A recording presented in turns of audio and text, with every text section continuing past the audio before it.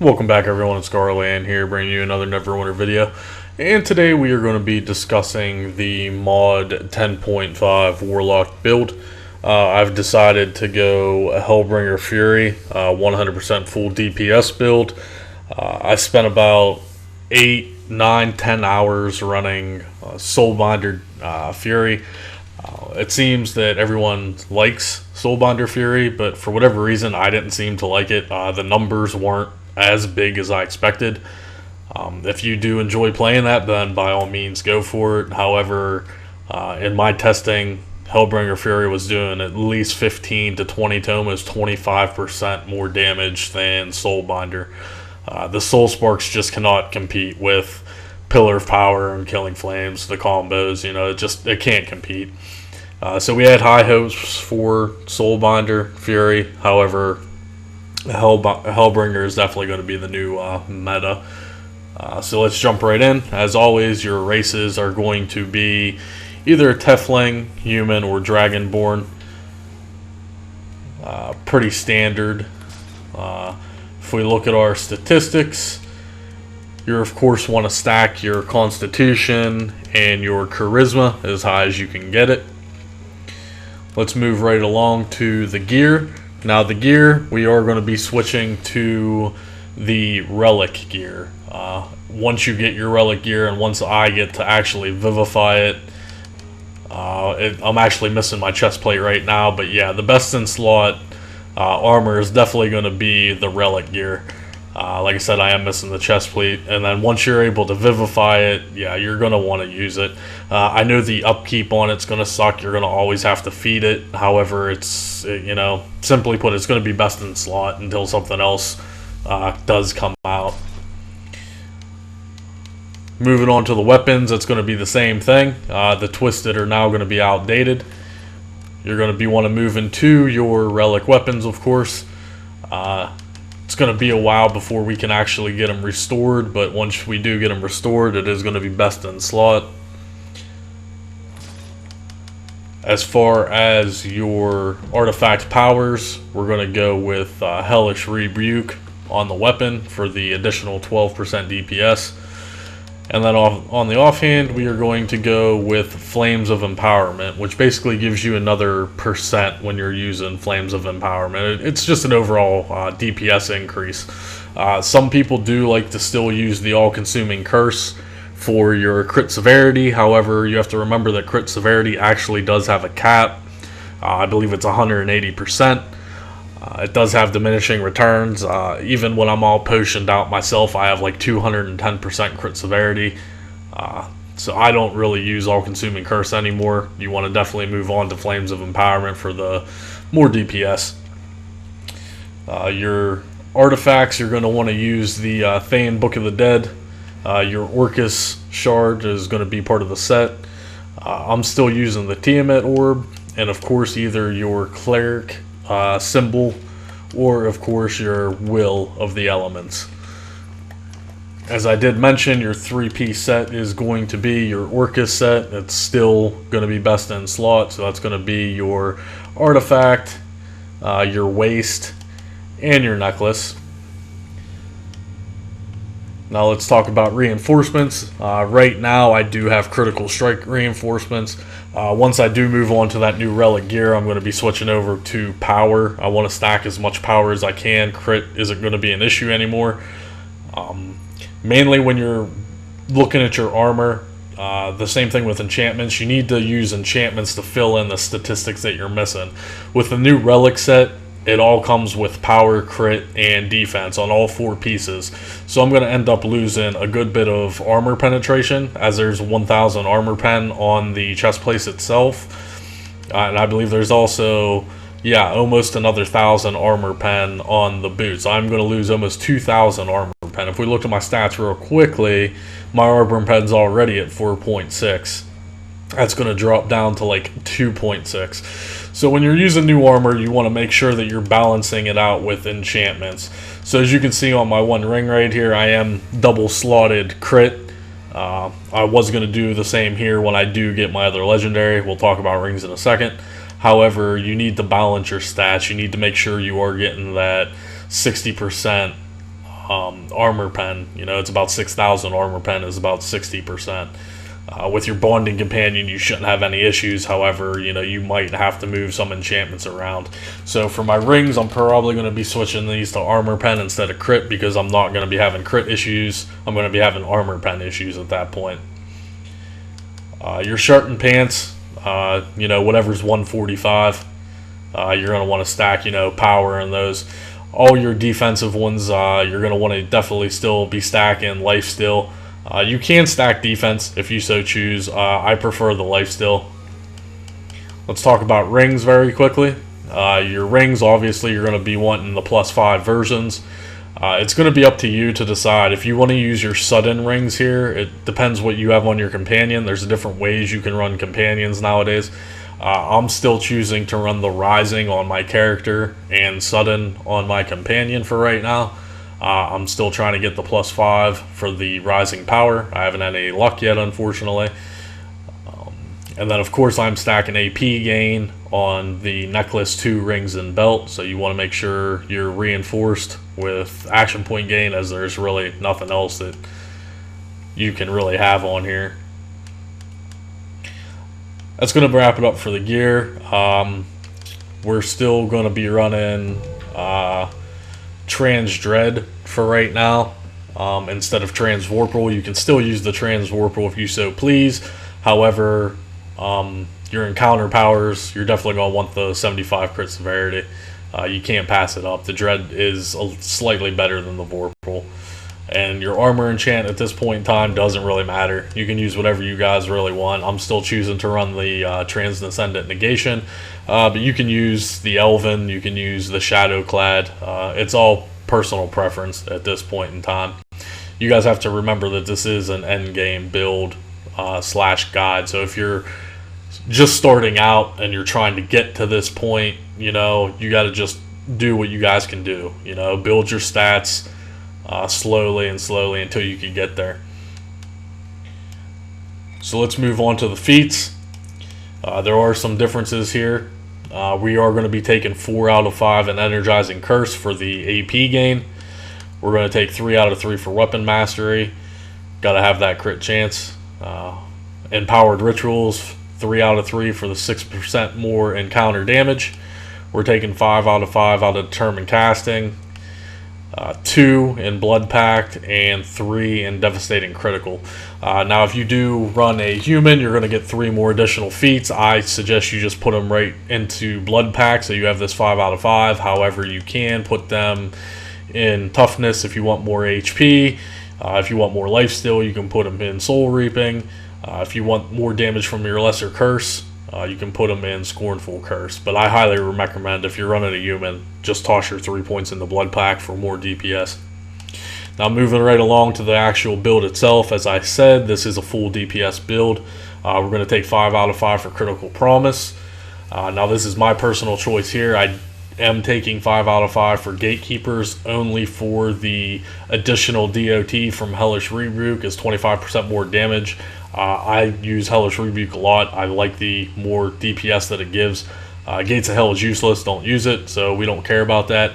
A lot of Warlocks are actually taking Offering to the Prisoner. When a cursed target is killed, you gain 5% more DPS for 15 seconds. This is going to be important for like your Fangbreaker runs or the new Sorvenborg grade, where you're always constantly killing something. This isn't good when it comes to boss battles and there's, you know, nothing else to kill, so you're not getting that 5%. That's why I personally don't like it, but I may switch to it when I do start to farm the new raid.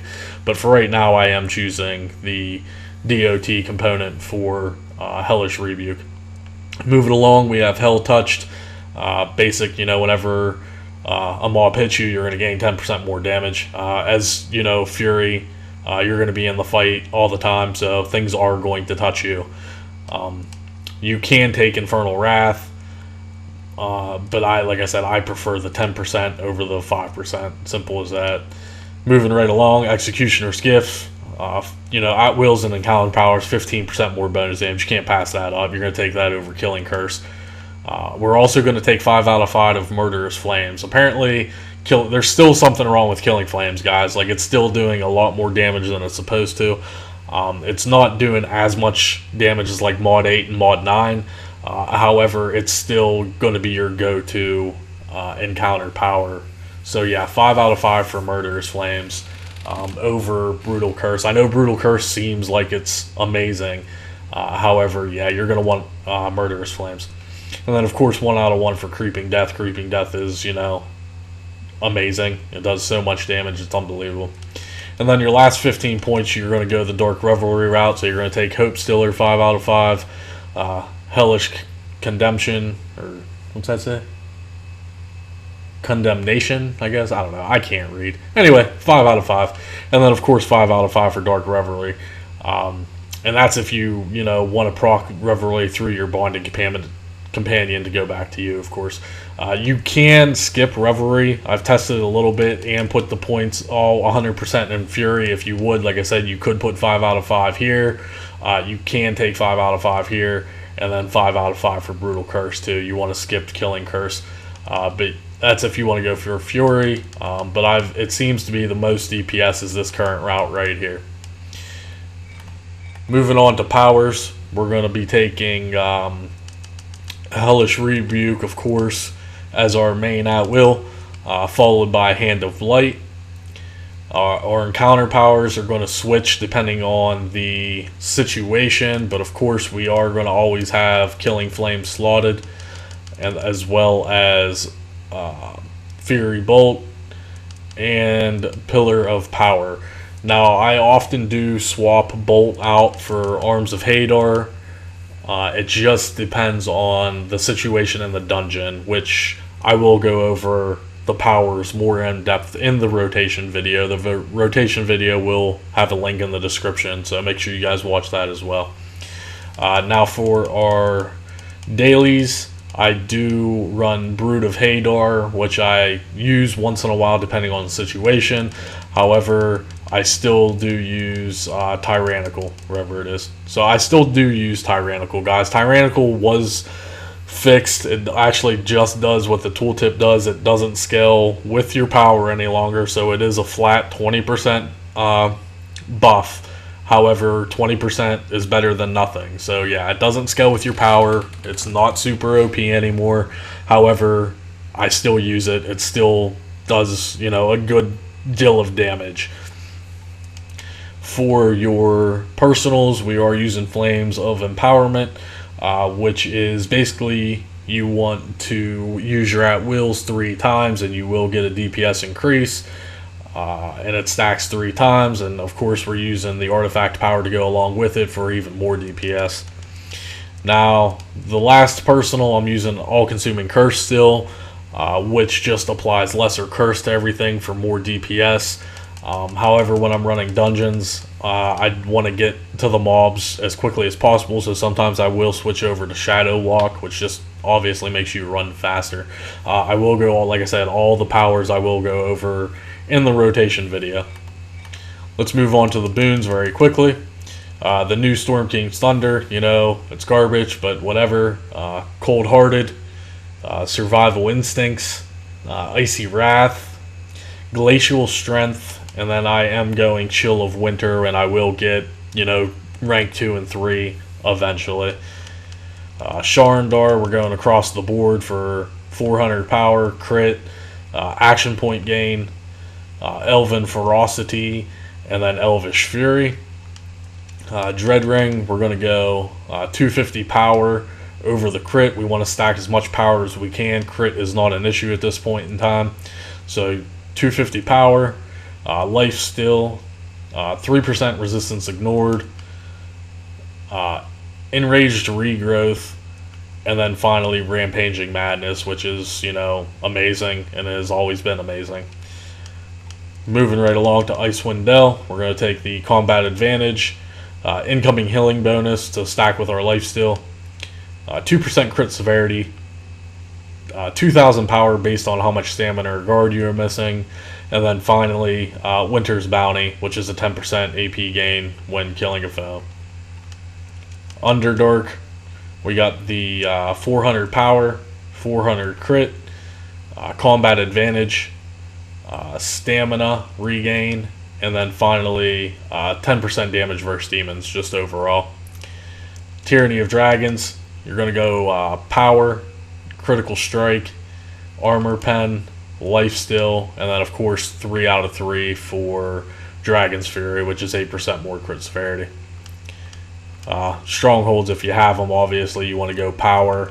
I choose lifesteal. Depending on the situation, I do switch to defense, and Fangbreaker, I do switch to defense over the lifesteal, just because, you know, if you get hit by anything in Fangbreaker, it's pretty much going to kill you. Lifesteal is irrelevant at that point, so you want to stack your defense. But 9 times out of 10, in any other dungeon, I'm running lifesteal. Utility slot doesn't matter. If your guild does have the revive sickness, you know, it does work wonders in Fangbreaker, and most likely the new Sorvenborg. The Maze Engine, we're going to go 5% life steal severity, 400 combat advantage, action point gain, and then Baphomet's Might, which is more crit strike.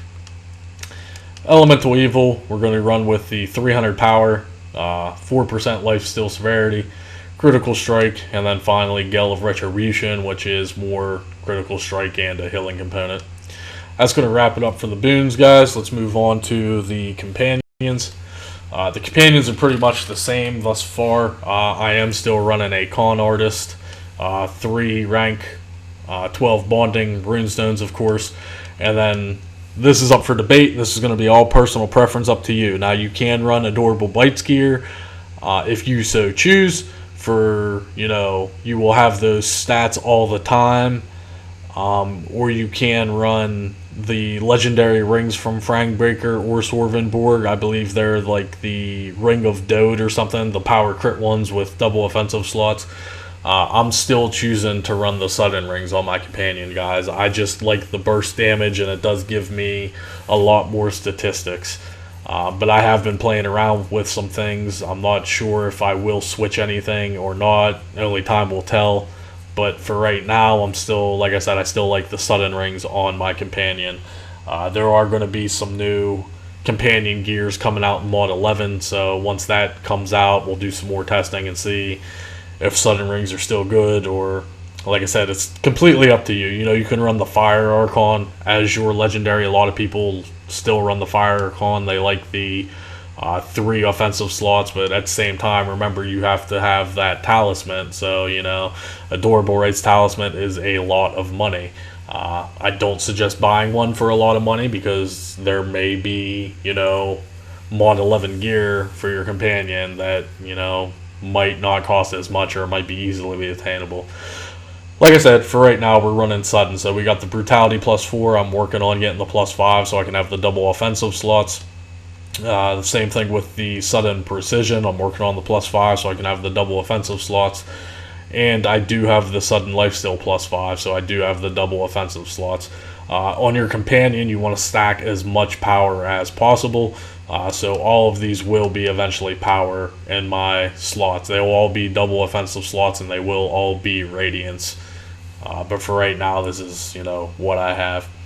I'm still running the Aaron Yes of Bylil for the 10% crit severity.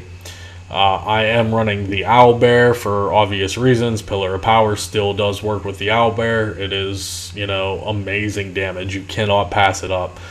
For the PlayStation 4 community, I realize that you guys do not have the Owlbear yet, so you can sub something else for it, like the Fire Archon. If you're using the Con Artist as your legendary, you can still sub in the Fire Archon.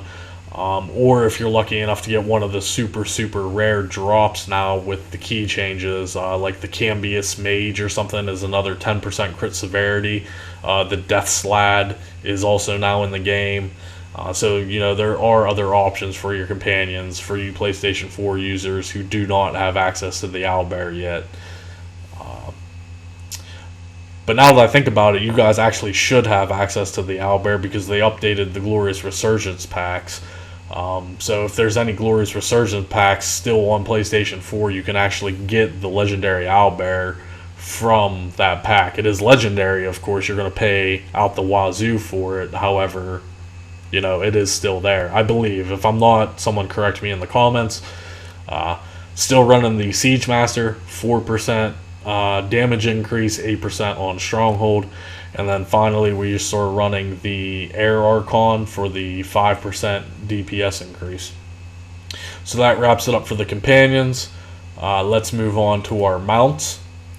Right off the bat, I'm using Assassin's Covenant, which decreases my defense, deflection, and lifesteal, and increases my power. You gotta have it. It's amazing. You don't get a whole lot, but you get enough that it's noticeable. Protector's Friendship and Protector's Camaraderie. You know, DPS increase. It's 3% for Camaraderie, and it stacks 4 times. Friendship is 1%, and it stacks 4 times.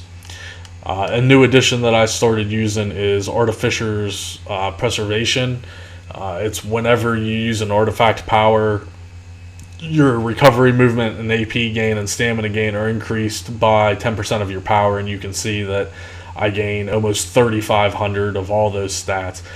When I pop in my artifact, my AP gain goes up to like 10 or 11k. It's insane. I usually can get off like 3 daily powers. It's just unbelievably insane.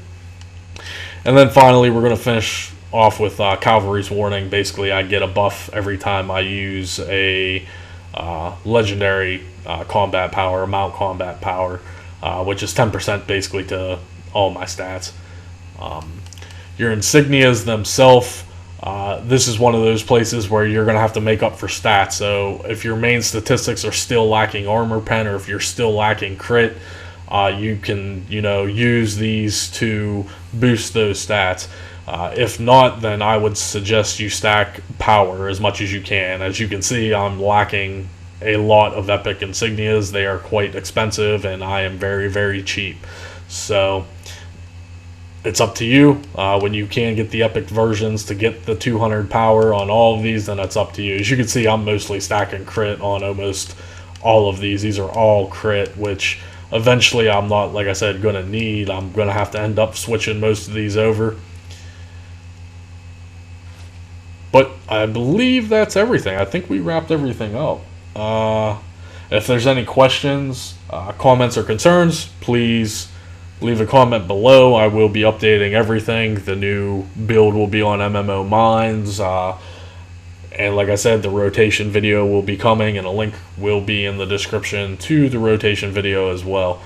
So if you guys have any questions for mod 10.5 as far as the Hellbringer goes, or if you have a suggestion, or maybe you found a different way to play Soulbinder that I haven't discovered yet, I'm welcome to the feedback, guys. But for right now, Hellbringer Fury seems to be doing the most damage by a pretty good margin. So we will see you guys in the next video. Like I said, you have any questions or comments or concerns, let me know.